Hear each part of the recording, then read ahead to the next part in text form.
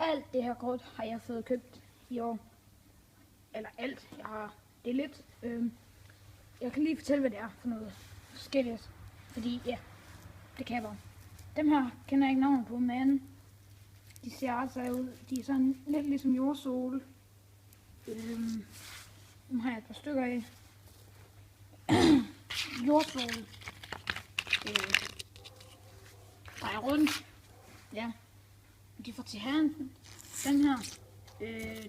Det er fra lang tid siden jeg fik den. Jeg kan ikke huske, hvad jeg har fået dem. Det her, det er nogle crab.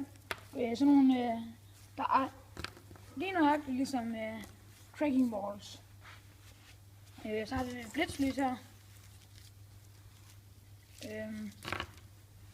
Vi har nogle jordsole.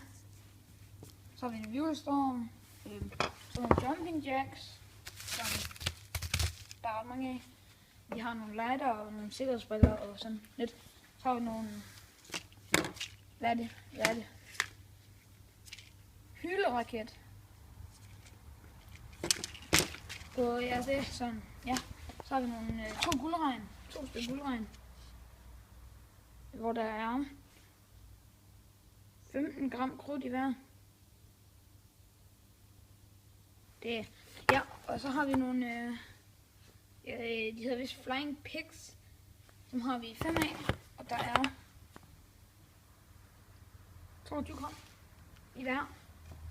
Så har vi sådan en her, som jeg fik for hver gang jeg købte for 300 kroner fyrværkeri, og der er altså 75 gram krudt i, så det er ret meget. Så har jeg 2 Danmarks største heksehyl, som er et 5-skuds batteri med 50 gram krudt i. Dem har jeg så 2 af. Så har jeg to, hvad hedder de? 2 bomberør, 3-skuds bomberør, hvor der åbenbart ikke står mange gram krudt deri. Så har jeg nogle romerlys med 25 og 10 skud. Så har jeg nogle heksehyl og så nogle ghost crackers. Så har jeg nogle knaldperler herom. Så har jeg et par fontæner. Og så en mere.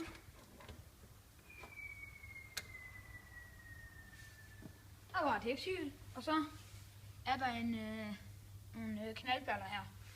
Sådan, der kan bruges sådan her. Ja. Jeg vil bare sige mange gange tak for I så den her video. Hvis I kunne lide den, så smid et like, subscribe, så ses vi bare i næste video. Hej.